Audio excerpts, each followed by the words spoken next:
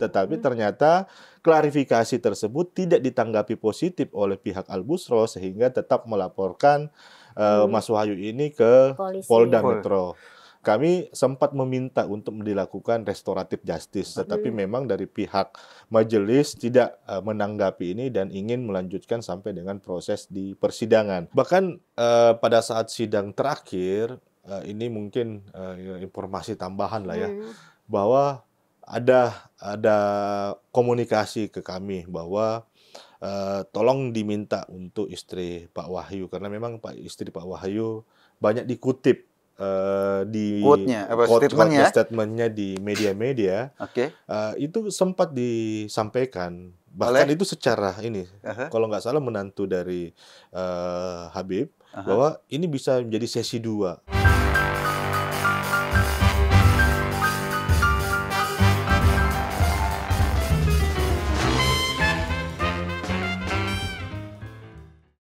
Halo pemirsa Cokro TV, bersama saya Nong Darul Mamada dalam acara Seruput Kopi. Nah, Seruput Kopi kali ini saya ditemani lagi oleh Mas Eko Kuntadi.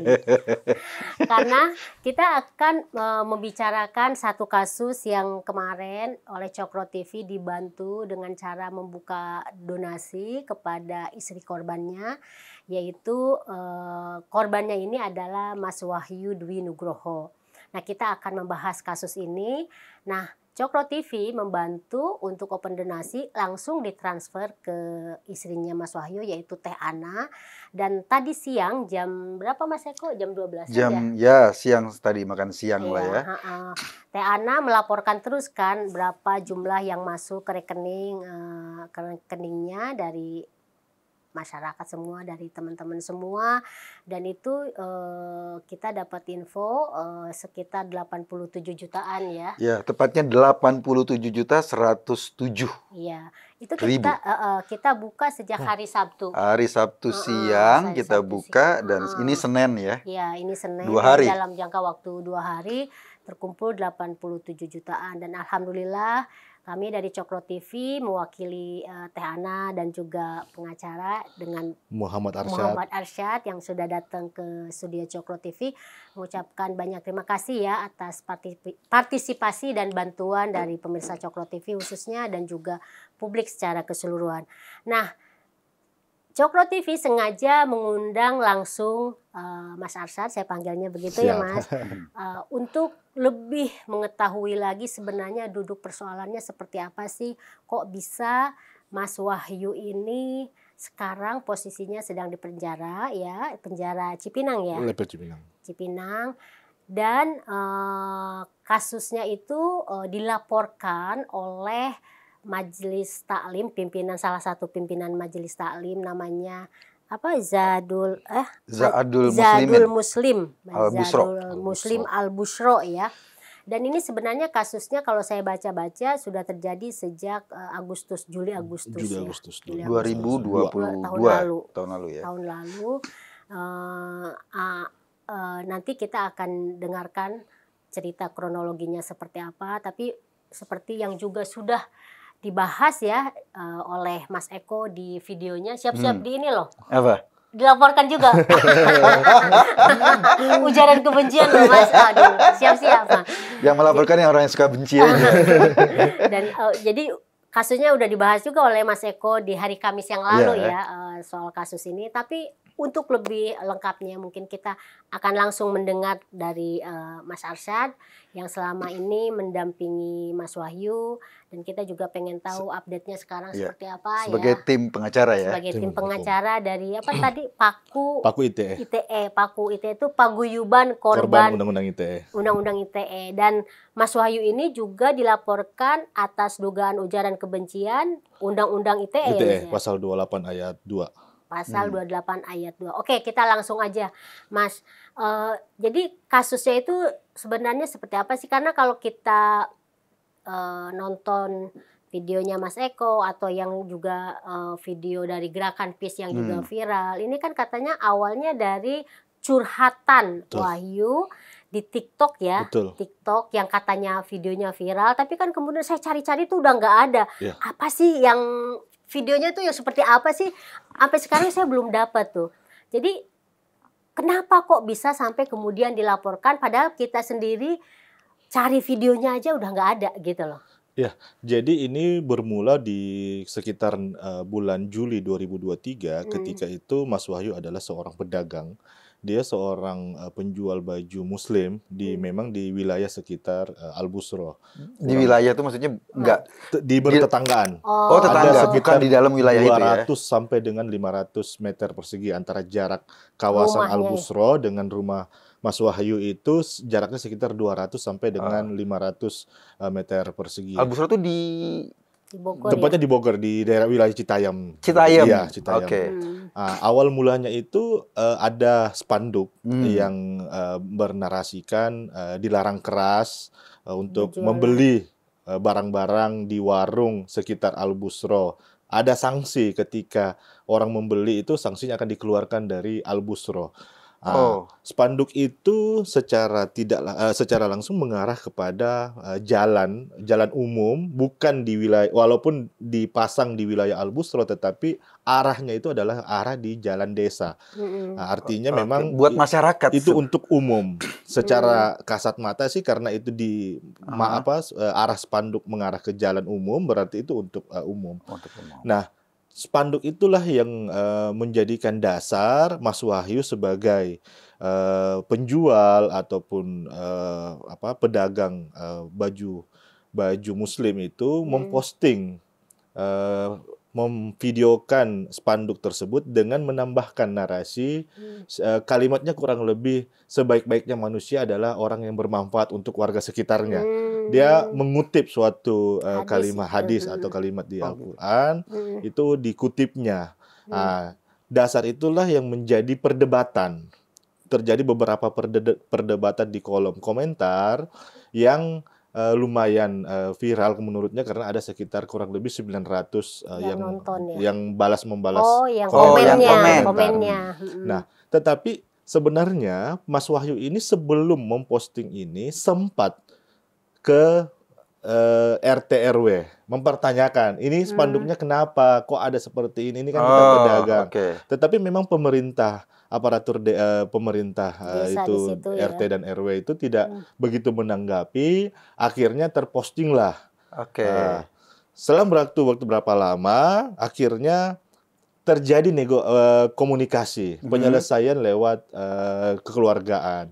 Wahyu diminta untuk men-take down oleh pihak majelis taklim terkait dengan video tersebut. Mas Wahyu hanya minta satu, tolong cabut itu spanduk, nanti saya akan take down. Akhirnya spanduk dicabut, Mas Wahyu pun ikut men-take down. Oh, jadi spanduk itu sempat dicabut karena setelah selesai acara langsung dicabut. Mas Wahyu juga sudah men-take down. Cuman kenapa dia dilaporkan? Karena Majelis Taklim merasa bahwa Mas Wahyu ada permintaan dari majelis untuk melakukan permintaan maaf ya, secara di media sosial juga yang karena telah dianggap kutipan dari video tersebut adalah sesuatu hal yang mengajak orang membenci Al-Busro tersebut. Sempat Mas Wahyu membuat permintaan video maaf, cuman Mas Wahyu menjelaskan kronologi secara detail bahwa dia adalah seorang pedagang ketika ada spanduk itu sehingga dia punya penjualan, omsetnya menurun, bahkan banyak penjualan secara offline itu dibatalkan secara tiba-tiba. Dia jelaskan secara detail kenapa sampai dia membuat video tersebut. Tetapi ternyata klarifikasi tersebut tidak ditanggapi positif oleh pihak Al-Busro sehingga tetap melaporkan Mas Wahyu ini ke Polda Metro. Setelah dilaporkan, lama berselang, nanti sekitar bulan Maret, kalau nggak salah, Februari atau Maret, kalau nggak salah ingat, akhirnya Mas Wahyu ditahan. Dijemput dan ditahan oleh pihak Polda Metro. Dan pada saat pemeriksaan pun kami sempat satu kali mendampingi Mas Wahyu. Kami sempat meminta untuk dilakukan restoratif justice, penyelesaian masalah di luar pengadilan. Tetapi memang dari pihak majelis tidak menanggapi ini dan ingin melanjutkan sampai dengan proses di persidangan. Nah, itu cerita singkat proses yang ada. Setelah kita menggali informasi, mencari bukti dan mencoba untuk melihat kira-kira bagaimana kejadian yang sebenarnya. Akhirnya pada saat proses persidangan itu jelas tergambarkan bahwa Mas Wahyu ini kan dipermasalahkan karena tulisan di video TikTok tadi, terus ada beberapa komentar di kolom chat yang Wahyu balas. Yang salah satunya itu adalah terkait dengan dengar-dengar ada permintaan uang sebesar 250.000. Nah, saya mulai dari itu dulu. Pas Wahyu mengatakan itu karena memang dari pihak RW itu pernah datang ke Mas Wahyu untuk meminta dana untuk kegiatan majelis. Memang kegiatan majelis. Oh, RW minta dana untuk kegiatan majelis? Kegiatan majelis. Mengatasnamakan majelis. Dan itu coba kita bongkar pada saat proses persidangan. Walaupun memang pada di awal persidangan yang kebetulan hadir sebagai saksi itu adalah pedagang dan pelapor, yaitu anak dari pemimpin majelis, yaitu Saskia, menjelaskan bahwa tidak pernah ada permintaan-permintaan tersebut. Walaupun memang ada ketika pedagang yang ingin berjualan di dalam Al-Busro dimintain uang 5-20 ribu. Sempat kita kejar, apakah uang itu mempunyai kertas? Karena kan biasa kalau kita minta retribusi, berapa jumlahnya, keperluannya untuk apa, itu kan jelas biasanya. Itu memang tidak ada. Dan memang semua diserahkan oleh pihak penagih, hanya menuliskan si penjual A bayarnya sekian, si penjual B bayarnya sekian. Itu artinya itu kayak dananya masuknya ke Al-Busro atau ke RW? Karena enggak, ini yang Al-Busro dulu.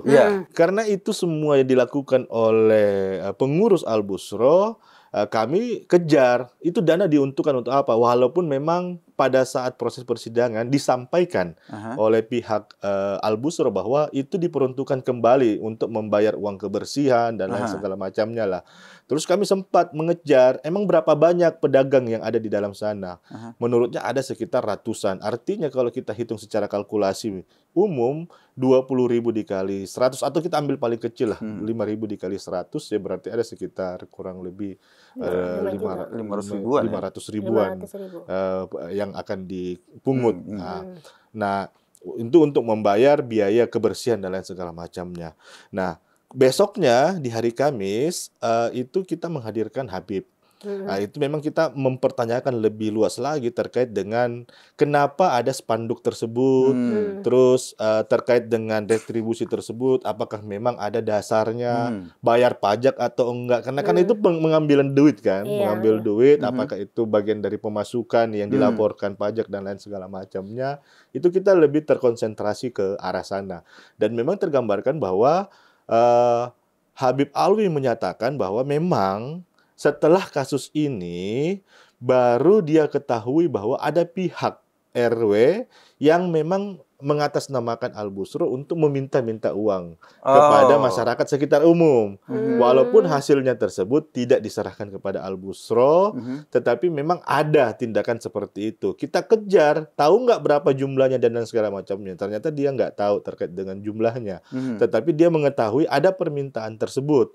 Nah, akhirnya kita sampaikan bahwa karena kebetulan ada kegiatan yang dilakukan di bulan Juli kemarin ini, banyak beredar di media sosial bagaimana ada uang gepokan kurang lebih sekitar 10 jutaan, kurang lebih lah ya. Dan ada kertas yang memang meminta untuk masyarakat, baik itu dari majelis maupun non-majelis, itu untuk bisa memberikan sumbangan. Nah, kami coba kejar juga nih, apakah video tersebut benar atau tidak, dan apakah kebiasaan majelis untuk meminta sumbangan dan lain segala macamnya itu adalah hal yang memang diketahui oleh pihak majelis sendiri. Karena apa? Kita ingin mau membuktikan bahwa jangan sampai ada pihak yang mengatasnamakan majelis untuk meminta-minta duit, ataukah memang ini ada sepengetahuan majelis untuk meminta aparat desa ataupun pengurusnya untuk mencari dana tambahan untuk kegiatan-kegiatan yang ada di majelis. Sebetulnya agak menarik, saya sedikit ini. Yang menarik ini majelis taklim Al-Busro yang di dalamnya pasti mengajarkan tentang Al-Quran, hadis. Video Wahyu ngomong soal hadis. Iya, ya kan? Betul. Sebaik-baiknya manusia berguna buat manfaat, gitu ya. Diadukan oleh sebuah majelis taklim ujaran kebencian. Ini agak lucu buat saya. Ya. Agak luar biasa ini. Ini yang sebenarnya juga kita terketuk lah untuk ikut membantu Mas Wahyu karena memang ini dampaknya ya. Kami bercerita dampak dan bahaya ketika kasus seperti ini terus dibiarkan berjalan, apalagi dalam proses-proses kita tahu adanya ketika kita ketika kita hanya berbicara terkait dengan agama seseorang atau kita berbicara terkait dengan suku seseorang, akhirnya kita akan dijerat dengan ujaran kebencian. Padahal konteksnya kan bukan untuk membenci. Kita konteksnya kadang-kadang kita ingin mempertanyakan, ingin mencari tahu, atau curhat aja kan. Ya, saya sempat bertanya kepada Habib Alwi. Habib Alwi dengan perkara di persidangan dengan adanya komentar Wahyu ini, akhirnya Habib tahu kalau ada pihak orang yang atas nama aparatur pemerintah mengatasnamakan majelis untuk meminta-minta duit. Nah, apakah itu bukan sebuah hal yang positif yang dilakukan Wahyu sehingga majelis tahu, oh ada orang lain nih yang mengatasnamakan majelis untuk mendapatkan keuntungan secara pribadi. Harusnya orang-orang seperti itu yang dilaporkan oleh pihak majelis. Bukan malah Wahyu. Ya, Wahyu ini kan orang yang terdampak dari spanduk tersebut. Orang yang jualannya menurun dan lain segala macam. Nah, makanya pertanyaan saya adalah kan yang dianggap sebagai ujaran kebenciannya itu adalah komen itu kan. Dianggapnya, saya sempat tanya kepada saksi pelapor si Saskia, apa dari postingan video itu dan komentar-komentar yang mana yang dianggap sebagai ujaran kebencian? Menurutnya sih semuanya, baik itu baik videonya maupun isi komentar-komentarnya. Ini luar biasa. Kalau videonya mengutip hadis dianggap ujaran kebencian, ini luar biasa menurut saya. Ada yang lebih luar biasa lagi sebenarnya. Pada saat saya kejar si Habib Alwi, saya sempat mempertanyakan, itu kan ada kertas begitu banyak Habib pegang. Bisa nggak Habib menyebutkan kira-kira kalimat-kalimat mana yang Habib merasa bahwa ini adalah ujaran kebencian yang dilakukan oleh Wahyu? Ada kalimat yang dia anggap bunyinya kurang lebih itu menjelek-jelekkan lah Habib apa segala macam. Saya minta jaksa, tolong jaksa buktikan kalimat yang disebutkan Habib tadi. Nggak ada. Oh, nggak ada. Kalimat itu nggak ada. Bahkan kalimat yang disampaikan oleh jaksa, ya semua kalimat tanya. Kalimat tanya, terus kalimat terkait dengan yang kedua itu mengenai orang macet, karena ada pengajian, keluhan masyarakat, berputar dan lain segala macamnya. Itu saya kejar lagi. Saya kejar bahwa berapa banyak orang yang hadir dalam proses acara. Katanya dalam 1 bulan itu ada 4 kali acara. Dalam sebulan dalam sebulan. Yang menghadirkan 20 sampai dengan 30 orang. 30 jemaah. 30.000 jemaah. Untuk satu acara? Untuk satu acara. Itu acara yang 1 bulan 4 kali. Untuk 1 tahun 1 kali yang seperti acara kemarin, acara Tahun Baru Islam, itu menghadirkan sekitar di atas 100.000 jamaah. Oh, jadi wajar dong kalau masyarakat di sana dalam tanda kutip, ya pasti kan parkirnya, jalannya, dan lain-lain. Makanya saya nanya, itu jalannya seperti apa? Apakah jalan yang kayak di Sudirman yang 4 mobil? Jalannya hanya batas dua mobil yang kiri kanan. 2 arah. 2 arah. Artinya kurang lebih kita anggap garis besarnya aja dengan 2 arah dan plus motor kurang lebih 4-6 meter. 4-6 meter itu menampung tidak lebih dari 5.000 pun udah sesak pasti. Saya kejar lagi bahwa apakah semua majelis itu wilayah sekitar atau di luar Jabodetabek. Ada yang di luar Jabodetabek, ada yang dalam Jabodetabek, ada juga di warga sekitar. Berarti kebanyakan menggunakan kendaraan, paling tidak sepeda motor. Ketika sepeda motor berlalu lalang, ya suka nggak suka pasti terjadi kemacetan. Pasti terjadi kepadatan dengan pasti angka, mengganggu. Pasti akan mengganggu dengan angka yang sebegitu banyak, 20 sampai 30 ribu orang, jalannya cuma 6 meter. Ya pasti terjadi kemacetan, dan nggak mungkin anggota majelis yang ingin menghadiri acara majelis disuruh parkir 10 km di luar majelis. Jalan kaki dan dia jalan kaki itu nggak ya menurut secara logika saya, walaupun belum pernah mengikuti majelis tersebut, logika sederhana saya itu nggak akan mungkin terjadi.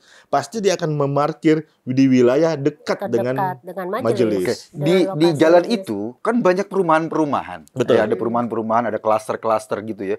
Jadi saya ngebayangin ya, ini ngebayangan saya, dan ada informasi juga yang saya dapatkan ketika mereka sedang melakukan pengajian, bahkan orang yang tinggal di situ agak kesulitan masuk ke klasternya gitu ya, ke kompleknya ya. Ya kalau secara logikanya dengan 20.000 sampai 30.000 orang bahkan dalam setiap setahun itu yang sampai di atas 100.000, ya wajar. Karena nggak akan mungkin dia bisa mengatur sedemikian rupa untuk ya kawasan ya kita yang itu kan wilayah yang sangat kecil dan sangat padat penduduk dengan angka segitu. Stadion aja dengan angka ya bisa dibilang hanya sekitar dengan parkiran yang luas sekali itu pasti akan macet. Ketika kalau kita bubaran pasti akan macet itu di Senayan ya. Macam pasti macet. Nggak mungkin enggak. Jadi kalau ada warga sekitar mengeluh tentang kemacetan, sebetulnya itu hal yang normal kan? Itu wajar. Ya menurut kami itu adalah sebuah fakta.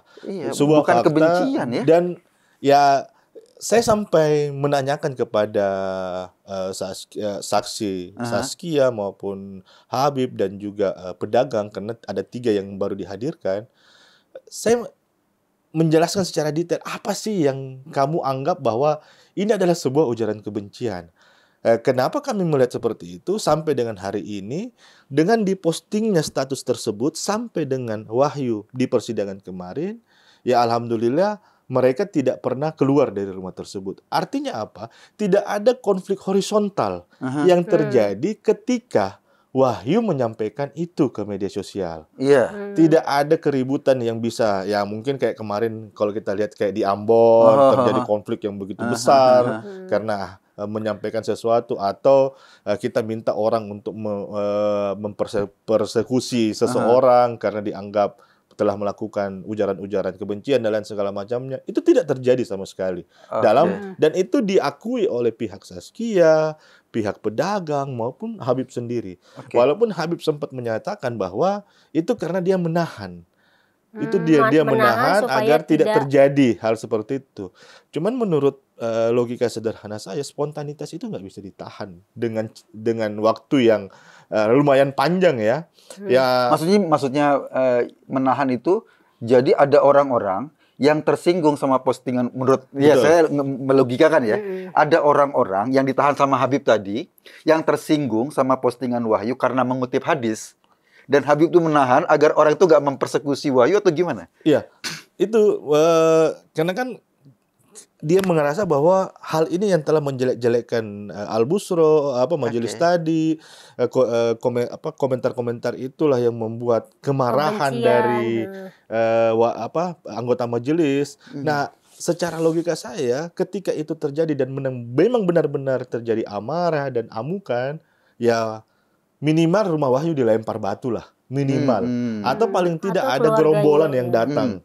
Nah, makanya saya sempat konfirmasi semua kejadian dari awal sampai dengan Wahyu ini, itu nggak ada yang terjadi. Biasa-biasa aja gitu ya? Biasa-biasa aja. Dan itu juga maksudnya mungkin kalau Wahyu kan, atau gini, ketika Wahyu sudah dilaporkan dan kemudian langsung ditahan gitu, apakah itu ada nggak kejadian seperti yang tadi dibilang itu ada orang yang datang ke rumah yang disampaikan oleh pihak keluarganya? Nggak ada sama sekali. Itu sama sekali nggak ada reaksi lah. Nggak ada reaksi yang dilakukan oleh anggota majelis dan lain segala macamnya. Sehingga kami sempat kejar di pengadilan. Bahkan kami minta jaksa untuk coba buktikan apa sih dasar jaksa ini menggunakan pasal gitu ya? Mendakwakan pasal tunggal loh. Ini bukan alternatif. Tunggal. Hanya satu pasal. Hanya pasal 28 ayat 2 ujaran kebencian yang dikenakan oleh Wahyu. Begitu pedenya jaksa menampilkan itu tanpa menjelaskan posisi hukum Wahyu, unsur apa, kejadian seperti apa yang terjadi, sehingga jaksa dengan percaya diri mengatakan bahwa itu adalah ujaran kebencian. Dan terbukti emang dalam proses persidangan nggak ada. Bahkan saya khawatir kalau nanti diputuskan sama hakim, mengutip hadis dianggap ujaran kebencian, ini lebih kacau lagi nih. Itu yang saya khawatir itu. Betul. Ini akan menjadi luar biasa bagi saya Muslim. Betul. Ketika mengutip hadis, ini Wahyu mengutip hadis ya dalam videonya, kemudian diputuskan oleh hakim nanti sebagai ujaran kebencian, ini akan lebih kacau lagi nih. Benar. Kita tahu bahwa media sosial hari ini adalah sarana ya, sarana yang paling mudah untuk kita mengungkap suatu kebenaran, cerita apa segala macam. Bagaimana kasus-kasus yang banyak respon oleh publik itu mendapat perhatian yang sangat serius oleh aparat penegak hukum. Bahkan banyak kejadian-kejadian, ya kita ambil contoh kejadian yang luar biasa kayak oknum kepolisian kayak Sambo kemarin, karena publikasi yang begitu masif akhirnya terbongkar dengan ini.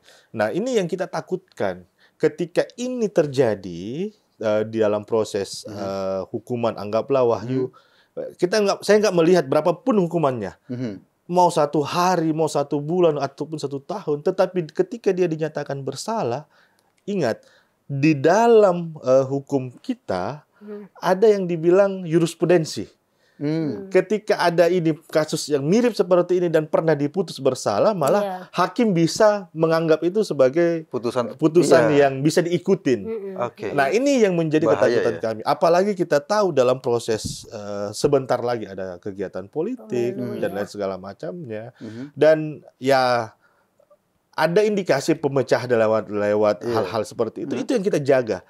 Jangan sampai ketika orang mencoba untuk menyampaikan pendapat, menyampaikan kritikan, menyampaikan unek-unek, akhirnya dipenjara menggunakan undang-undang ITE, apalagi pasalnya ini kan ujaran kebencian yang jauh.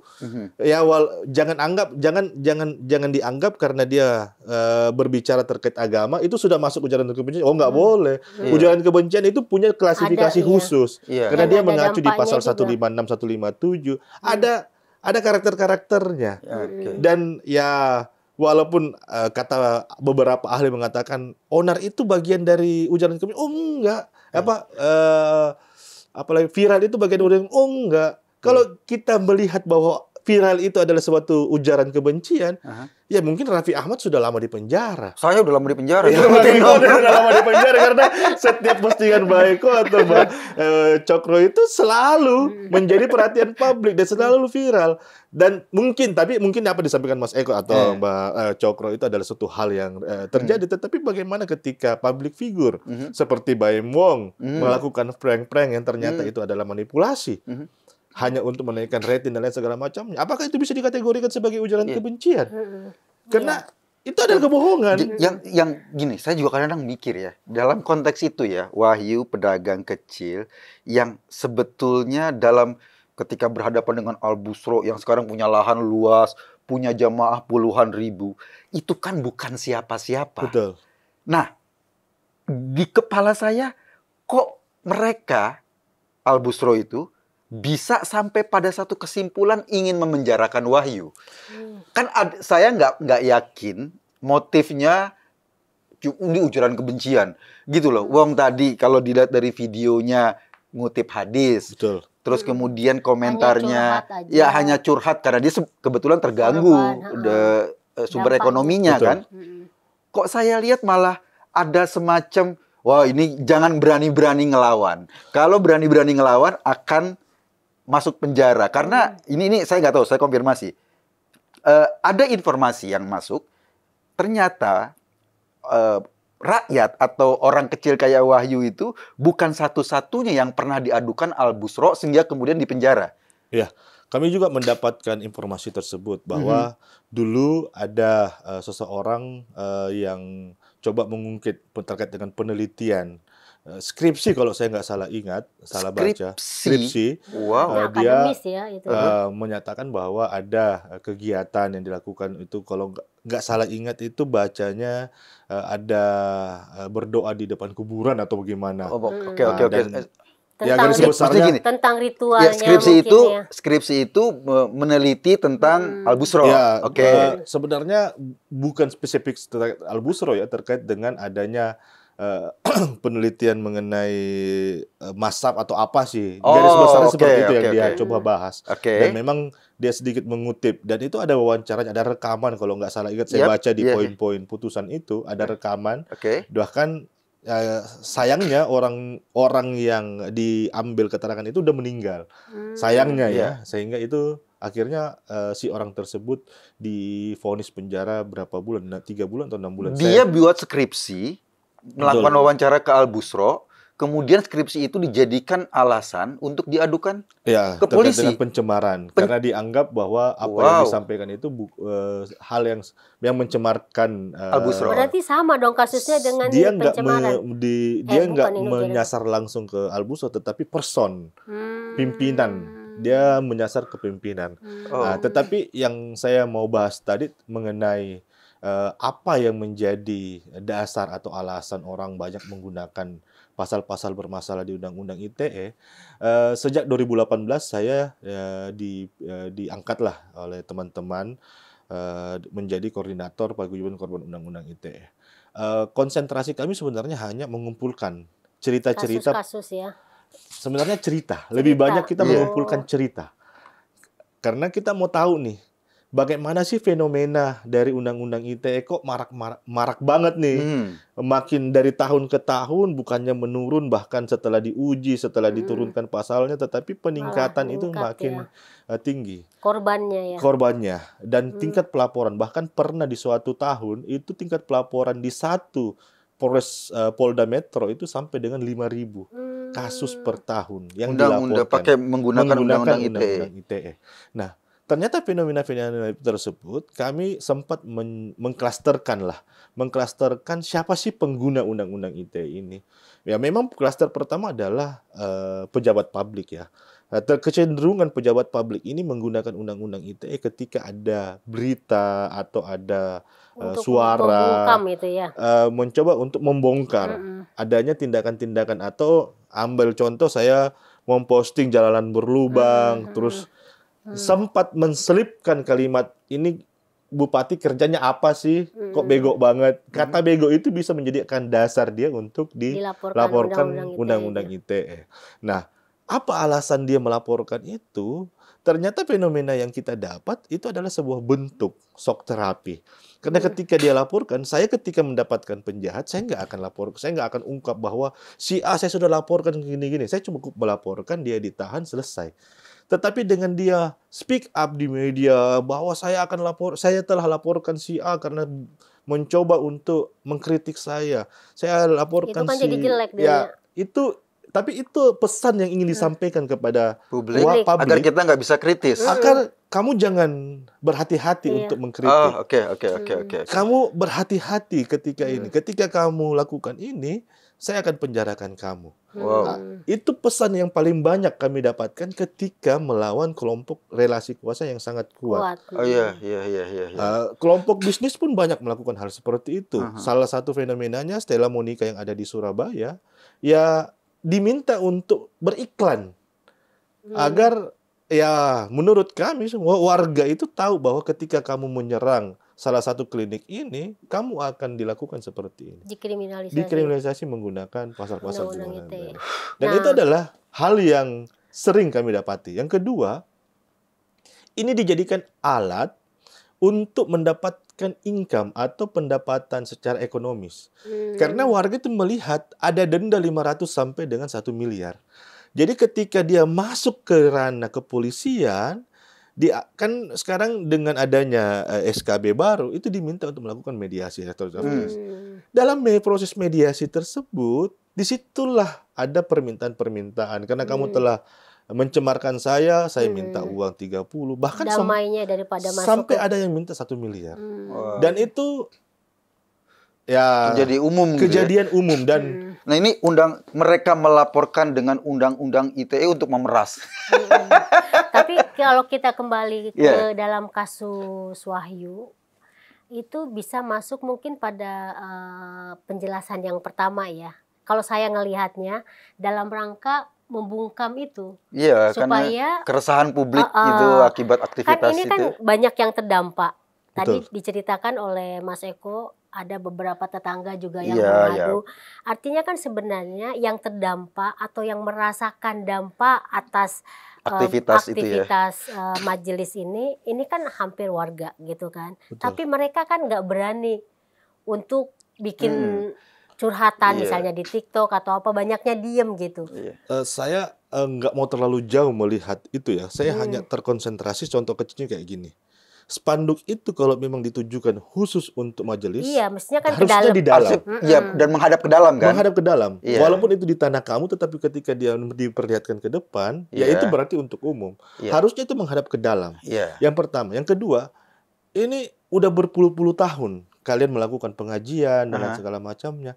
Kenapa baru tahun lalu kamu memasang spanduk itu? Ada apa? Walaupun memang terbongkar di dalam alasannya karena ada yang membawa air minum terus menyiram-nyiram air keras kepada tanaman dan lain segala macam. Air keras kepada tanaman-tanaman. Tetapi apakah itu sebuah hal yang apa ya? Kasarnya kalau memang itu yang kamu larang, kan setiap orang kalau mau masuk itu bawa air minum itu hal yang lumrah, bisa-bisa aja. Nggak perlu memasang spanduk seperti itu. Ataukah terkait dengan ada keinginan-keinginan kamu agar warung-warung yang ada di dalam Al-Busro yang lebih diminati atau orang lebih cenderung menjual ke dari situ, ya kamu kan sisa menyampaikan secara baik-baik, tidak harus dengan menyampaikan kepada spanduk yang mengarah ke jalan dan lain segala macamnya. Lagi pula kan nanti kalau seandainya masyarakat sekitar Al-Busro dapat manfaat ekonomi, itu kan bagus buat Al-Busro ya. Iya. Jangan serakah gitu. Ini kenapa saya coba ambil kalimat-kalimat dari pemerintah ya, termasuk Pak Jokowi selalu mengajarkan kita bahwa kita coba membangun sebuah kayak pabrik atau wisata atau bandara yang jauh dari kota supaya apa? Ekonomi kota dengan daerah yang sepi ini ekonominya bergeser. Akhirnya apa? UMKM ini maju. Dan Wahyu ini adalah pemilik UMKM. Harusnya dia disupport. Iya dong. Kenapa? Karena kamu telah mendatangkan orang dari Jabodetabek, bahkan luar Jabodetabek.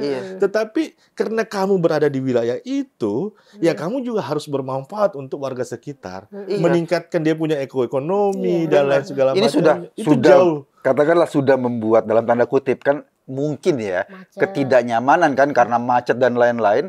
Tetapi manfaat ekonominya pun nggak boleh diambil sama warga sekitar. Wow. Nah, ini yang harusnya yang dilakukan ya. Menurut saya Al-Busro udah oke lah, karena bisa membuat masyarakat sekitar mendapatkan income yang tambahan, yang tidak pernah kepikiran untuk menjual alat baju muslim, itu akhirnya menjual karena melihat banyak ini, pasarnya ada kan, ya bukan justru dikecilkan.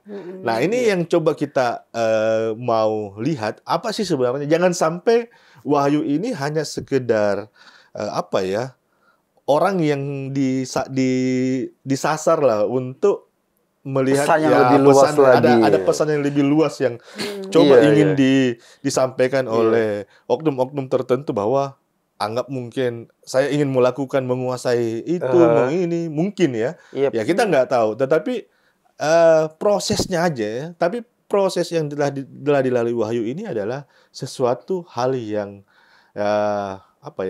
punya permasalahan dalam pasal-pasal bermasalah di undang-undang. Inilah salah satunya. Iya.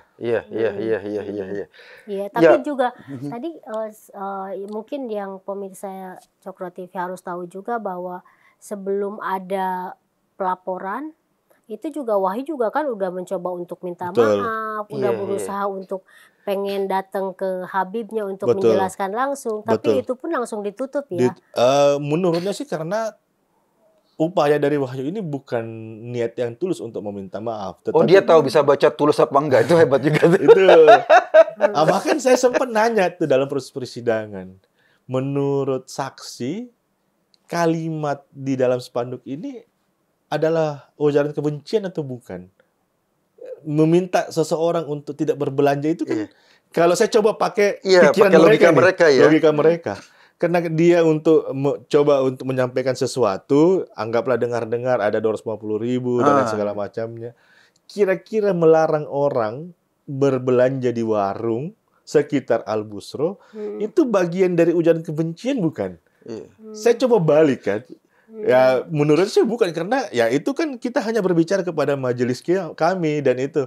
Nah, coba itu sekali lagi spanduk kamu mengarah ke jalan. Jadi konsentrasinya jadi kalau mereka boleh dalam tanda kutip, mereka melarang majelis atau jemaah majelisnya, kan sebetulnya gini, kalau gampang, jangan pernah memberi manfaat pada orang lain, kan gitu, kepada orang yang tidak di yang tidak di lingkungan yang bukan sini, bagian kita, gitu.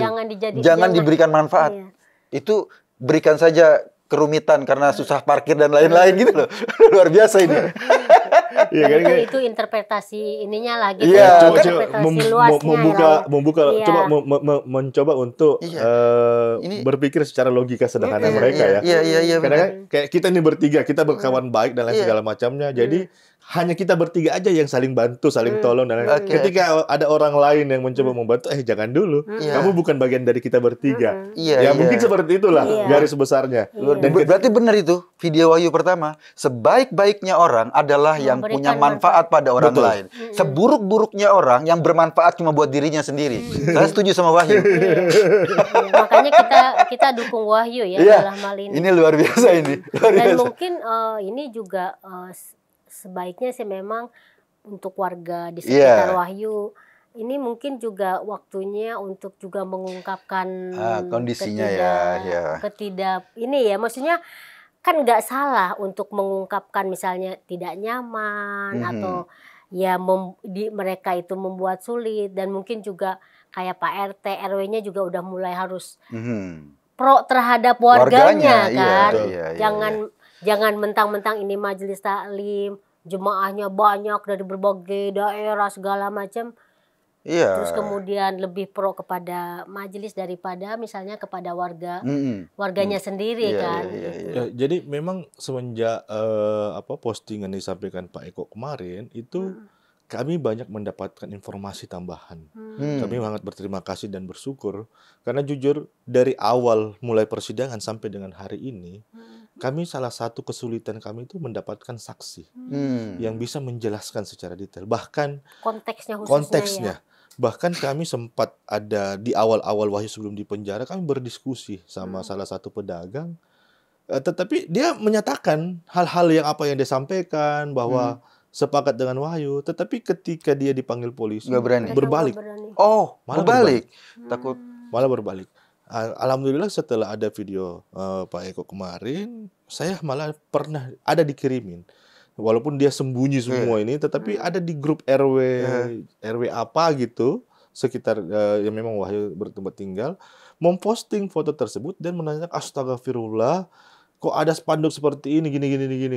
Jadi memang masalah spanduk itu udah dibahas sebenarnya, sudah dibahas di lingkup RW ya, karena sudah menjadi keresahan gitu menjadi komunikasi, maksudnya sudah diperbincangkan. Tetapi memang kenapa orang nggak berani speak up? Artinya kan gini kan, kalau misalnya saya seperti Mas Eko kan belum ini jadi pengen datang ini Mas Eko akhirnya ya, karena pengen lihat juga suasananya ya. Lihat kondisinya ya. Artinya kan sebenarnya yang jualan atau yang punya warung itu warga selain Mas Wahyu itu kan sebenarnya mungkin banyak kan. Dan mungkin yang terdampak juga, ini kita mengira-ngira ya, karena kan istilahnya Wahyu aja kan terdampak. Artinya kan yang lain juga sebenarnya terdampak. Ya, kalau dengan larangan itu pasti terdampak itu kan. Cuma bedanya Wahyu ini berani curhat, berani menyampaikan unek-uneknya lewat media sosial dia, yang lainnya pada takut gitu kan. Saya sempat tanya ke Wahyu, apa ada alasan kamu? Karena memang kalau kami menerima perkara, pertanyaan kami itu paling pertama adalah, apa alasan kamu memposting itu atau membuat postingan itu? Jawaban Wahyu sederhana, saya ingin ketemu Habib. Saya ingin mempertanyakan kenapa dibuat ini. Ingin menjelaskan bahwa sebenarnya Habib itu telah membuat hal yang positif di lingkungan situ, meningkatkan ekonomi, dan menggerakkan ekonomi warga jadi punya bahkan penghidupan gitu ya. Saya awalnya berpikir mungkin ini karena alasan dia kali ya ngomong sama saya karena ingin dibantu dan lain segala macam. Tetapi di persidangan Wahyu bahkan sampai kamu minta maaf apa segala macam. Tetapi dia menjelaskan bahwa apa yang saya lakukan itu tidak lebih untuk tidak menyangka lah. Spanduk itu bisa membuat kami sebagai pedagang itu terganggu, melakukan penurunan dan lain segala macamnya. Bukan niat untuk membenci, apalagi mengajak orang untuk membenci. Karena kami udah menerima manfaat dari situ, majelis itu, dan nggak mungkin kami menerima orang yang ngasih kita duit, terus kita benci, itu kan nggak mungkin. Nggak mungkin, benar. Mungkin karena itu kali majelis itu nggak mau ada orang lain dapat manfaat. I don't know. Mungkin ya seandainya Wahyu bisa langsung berjumpa, ketemu, silaturahmi atau tabayun lah istilahnya ya, kalau dalam ini tabayun, klarifikasi dengan Habib, mungkin Wahyu juga tidak akan curhat keluar kan, karena dia mendapatkan, jadi artinya ketika ada spanduk larangan pun itu ada penjelasannya kenapanya gitu kan. Mungkin gitu ya. Tapi ya karena sudah menutup pintu dialog gitu, akhirnya ya langsung masuk. Nah, cuman ini polisi tidak boleh. Makanya kenapa kami hadir di Cokro TV ini dan mencoba untuk menyampaikan kepada pemirsa dari Cokro TV bahwa fenomena dari pasal-pasal bermasalah di Undang-Undang ITE ini bisa berdampak luas. Bahkan ini ya saya ada pengalaman. Orang yang dilapor itu adalah kakak ipar sendiri. Jadi ada hutang piutang, yang melaporkan itu adalah kakak iparnya sendiri. Sehingga walaupun dia dihukum percobaan, tetapi dendam itu kan atau benci itu ada. Nah inilah saya beberapa kali pada saat ketemu ikut dalam perumusan SKB dan lain segala macam, saya sampaikan kepada pemerintah bahwa sebenarnya yang bisa pecah belah negeri kita ini bukan yang lain, tetapi undang-undang ini. Karena secara tidak langsung kegotong royongan, yang kebiasaan kita, kampung saya di Makassar, khususnya di Nrekang, itu biasa tuh angkat pindah rumah kita borong-borong angkat. Itu akan hilang ketika hal yang kecil secara serampangan yang kita berbicara dalam lingkup satu keluarga, kakak beradik atau kakak ipar, menggunakan pasal-pasal bermasalah di Undang-Undang ITE untuk menyelesaikan masalah ini yang PR besar. Dan ya menurut survei dari Menkominfo, 99% warga Indonesia menggunakan handphone. Dan 90% dari pengguna handphone menggunakan media sosial sebagai sarana untuk komunikasi. Artinya apa? Semua bisa kena dengan pasal-pasal bermasalah di Indonesia. Ya sekarang kan Wahyu udah disidang ya? Sudah disidang. Ikut persidangan ya? Ya kita berharap aja Pak Hakim bahwa ini kasus yang dalam tanda kutip di kacamata kami ya, yang mendengar penjelasan dari Mas Arsyad ini aneh. Jangan tambah keruwetan hukum di negeri ini dengan keputusan yang juga aneh. Betul. Gitu. Kita berharap seperti itu kepada hakimnya ya. Betul. Karena tidak ada undang-undang yang bermasalah. Tetapi menjalankan undang-undang yang banyak permasalahan. Makanya kami melihat bahwa akarnya ini. Karena dia multitafsir dan mudah dipersepsikan yang lain, sehingga oknum-oknum.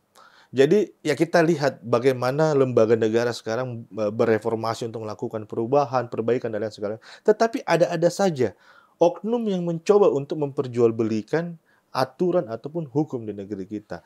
Ini yang kami mengajak dari pemirsa Cokro TV, ayo kita sama-sama untuk menerobos itu.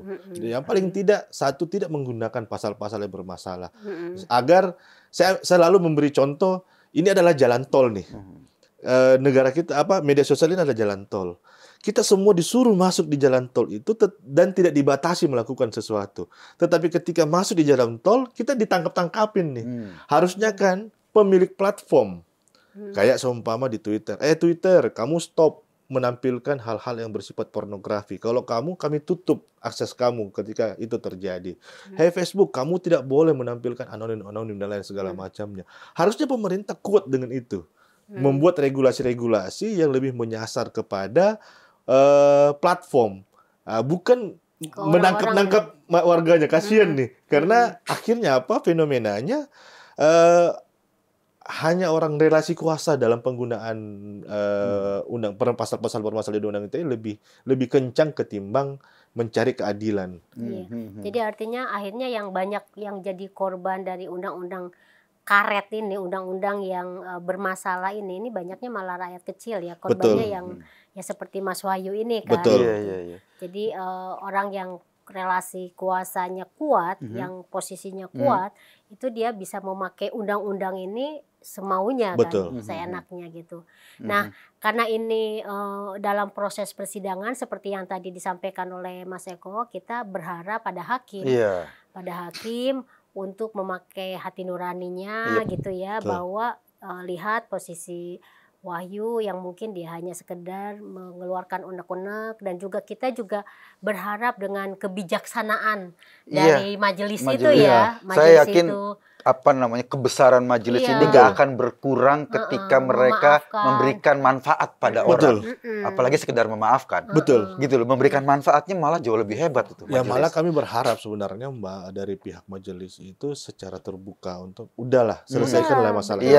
Dia melihat Wahyu di persidangan sudah meminta maaf dan lain segala macam, selesaikan. Yang paling utama jangan ajari masyarakat untuk mendendam kayak gini. Tentang besar apa kemudian menindas yang kecil. Itu yang paling pesan yang menurut saya agak dalam tanda kutip agak aneh kalau seandainya itu pesan itu justru ingin disampaikan ke publik oleh majelis taklim.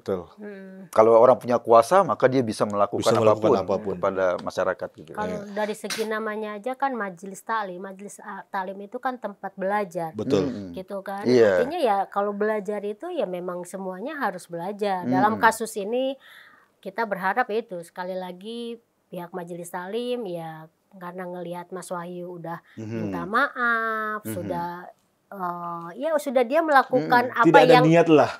Tidak ada niat untuk menyampaikan kejelekan, nama baik, ujaran kebencian ya. juga nggak ada gitu. Jadi sebaiknya ya sudahlah gitu ya. Bahkan pada saat sidang terakhir ini mungkin informasi tambahan lah ya, bahwa ada komunikasi ke kami bahwa tolong diminta untuk istri Pak Wahyu, karena memang istri Pak Wahyu banyak dikutip di statementnya di media-media. Itu sempat disampaikan, bahkan itu secara ini kalau nggak salah menantu dari Habib, bahwa ini bisa menjadi sesi 2. Wow, itu ancaman juga dong. Jadi ketika Mbak Ana sebagai dikutip koran, karena kasusnya kan memang terjadi, ini mereka ngancem lagi mau laporin. Ya makanya saya sempat menjelaskan kepada yang bersangkutan bahwa itu adalah statement kami, statement Bu Ana yang pernah kita kutip, dan ya kami bukan melihat dari Al-Busro atau siapanya ya. Kami melihat adalah undang-undang ITE-nya. Jadi jangan merasa bahwa ketika ini terpublish, ketika ini diliput, bahwa ini adalah upaya untuk menjelekkan Al-Busro. Bukan. Ini adalah fenomena hukum. Kalau mereka nggak mau diliput sama media, jangan laporin orang gitu loh. Karena pasti keliput sama media. Jangan pakai undang-undang ITE. Jangan pakai undang-undang ITE. Atau jangan, ya ini ada 2 orang pernah kan, satu pernah di penjara apa. Kalau mereka merasa berkuasa gitu, terus kemudian nggak mau diliput media, emang kita masyarakat ini jadi nggak bisa ngapa-ngapain, hebat banget. Wah, kritik presiden juga nggak apa-apa. Gitu loh. Presiden aja nggak apa-apa. Jadi ini info baru juga ya bahwa Teh Ana istrinya Wahyu juga sempat diancam hanya karena wawancara kasus ini kan. Kasus undang-undang ITE ini yang jadi korban adalah suaminya kan. Ya kita berharap mungkin itu. Untung aja ini majelis kan informal ya. Siap-siap Mas Eko. Kenapa? Mbak Ana aja katanya diancam itu. Gimana ini yang sudah videonya ratusan ribu view-nya ya. Enggak lah, saya cuma ingin menyampaikan bahwa majelis taklim bagus, tapi akan jauh lebih bagus kalau punya manfaat. Baik bagi jamaatnya maupun pada orang sekitarnya. Dan jangan cuma memberi jangan baper lah. Iya kan? Ini pelajaran apa yang mungkin bisa disampaikan. Saya mengimbau ajarin kita nih soal akhlak yang baik. Ajarin kita soal adab yang baik. Bagaimana bermasyarakat gitu.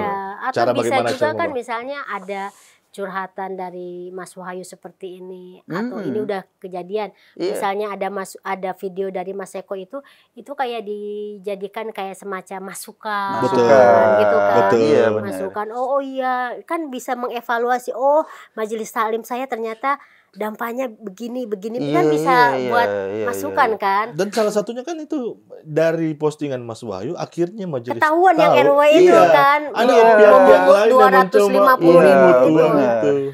Nah itu kan jadi masukan kan sebenarnya. Nah itu kalau misalnya nggak baper artinya secara bijak menerima masukan-masukan gitu kan malah bagus kan, betul. Semakin maju gitu. Oke.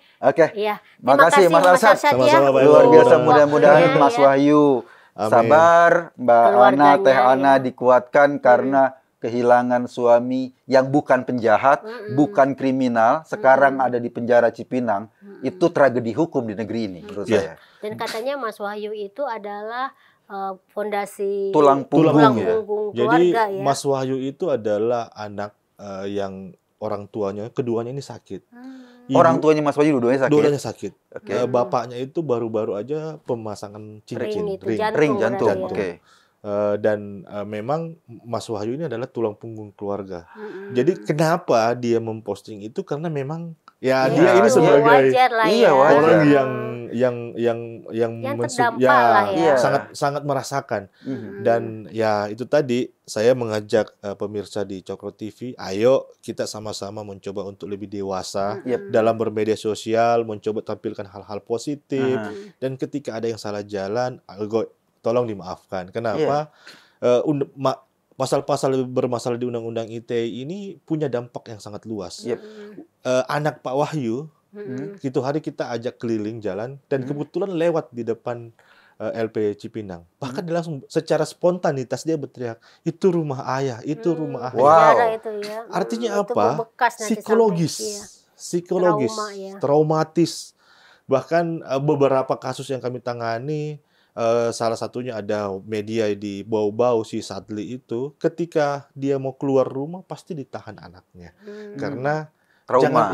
Jangan pergi lagi ayah, jangan pergi lagi ayah. Pak Saiful Mahdi mungkin ketika dia menggunakan baju putih pasti anak-anaknya bersedih lah karena melihat setiap bapaknya pergi sidang itu menggunakan baju putih. Nah traumatis ini yang mungkin dalam narasi di pikiran kita untuk sekarang ini melihat itu nggak mungkin lah apa segala macam. Tetapi dari cerita-cerita korban yang kami dapatkan itu berasa banget. Sangat-sangat berasa bahwa efeknya itu traumatisnya yang sangat susah kita sembuhkan. Iya. Jangan sampai anaknya Mas Wahyu itu lewat depan majelis itu yang memenjarakan ayah gitu kan. Kalau itu jangan sampai begitu. Jangan sampai begitu. Jangan sampai begitu. Oke, sekali lagi terima kasih sama-sama Pak Eko, pemirsa Cokro TV. Ya, jangan lupa yang belum donasi kepada Mbak Ana untuk keluarganya Mas Wahyu masih dibuka ya, dan Mbak Ana juga akan terus menginformasikan uang masuk yang dia dapatkan, dan ini juga akan sangat bermanfaat untuk keluarga Mas Wahyu ya. Betul. Selama Mas Wahyu menjalani proses persidangan ini, dan kita nggak tahu apakah Mas Wahyu nanti diputus akan penjara atau enggak, kita akan ikuti terus ya kasusnya. Oke, terima kasih Mas Arsyad. Terima kasih semuanya. Kita akan ketemu lagi dalam seruput kopi berikutnya. Kita seruput dulu ya. Dadah semuanya.